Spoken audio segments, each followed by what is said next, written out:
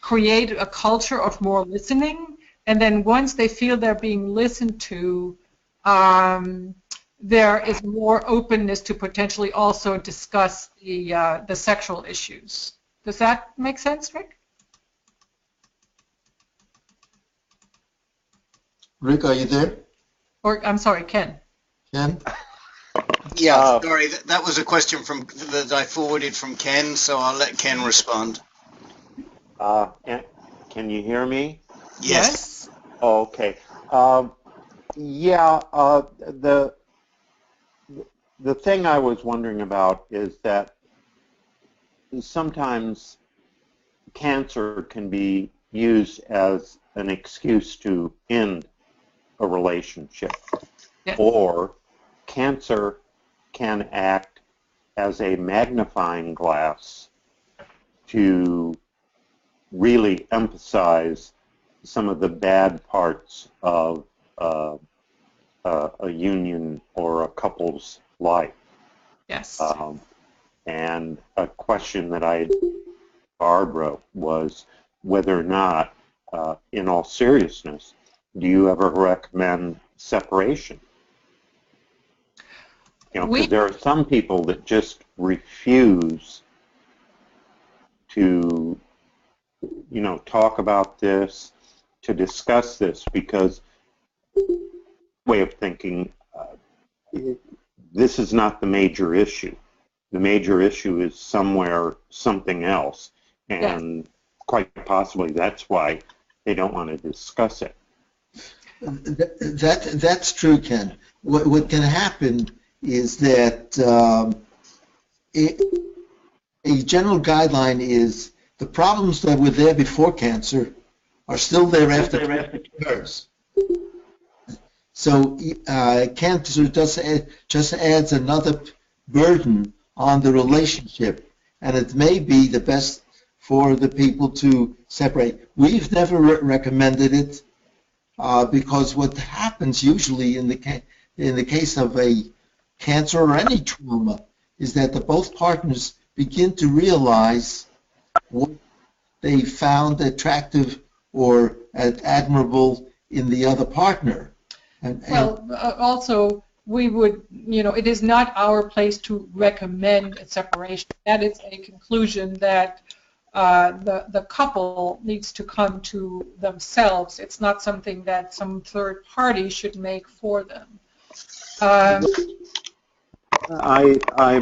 Maybe I'm overemphasizing the word separation, but my point is, Ralph and Barbara, and by the way, I too, as Rick, really want to express my appreciation for you taking part in the call tonight. It's been really, really good and really wonderful. But as outsiders, you have a unique point of perspective.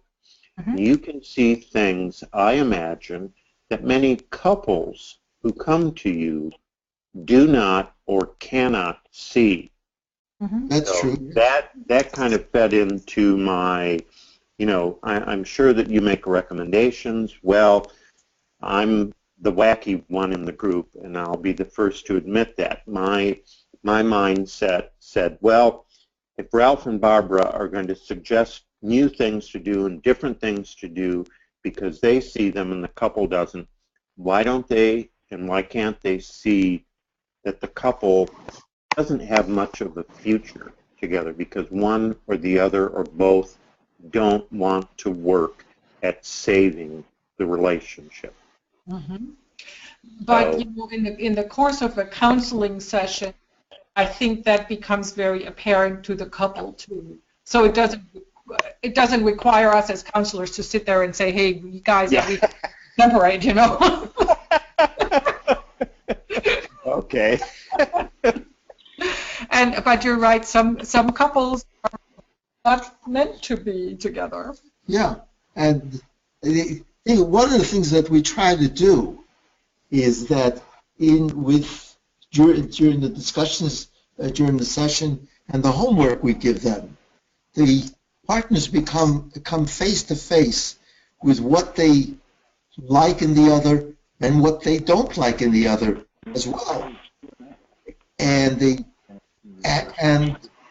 we try to present and create a context for being realistic and understanding where the future of this relationship can go.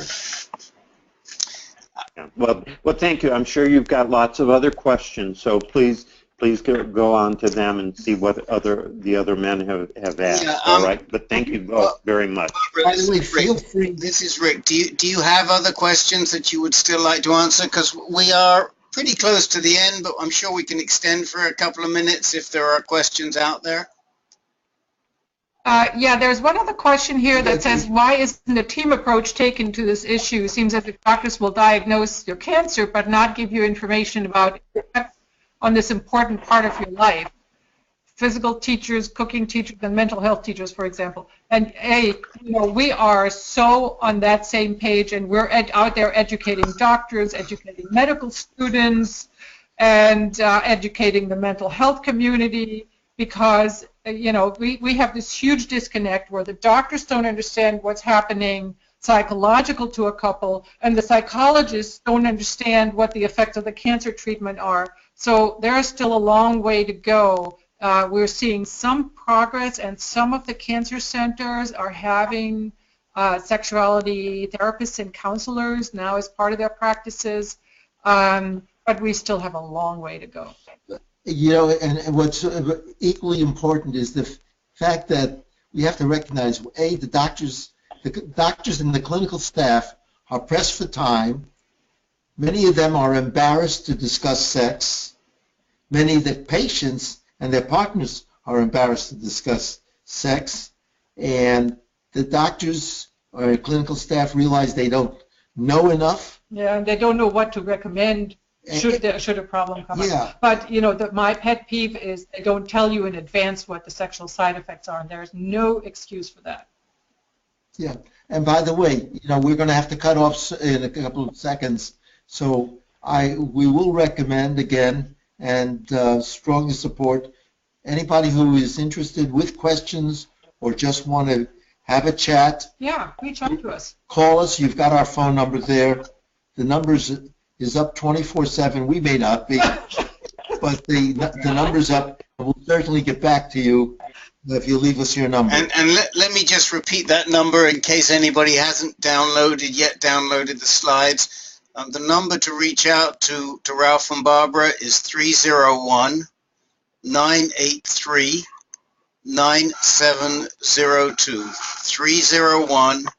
301-983-9702. And with that, I again really want to thank Ralph and Barbara for this presentation today.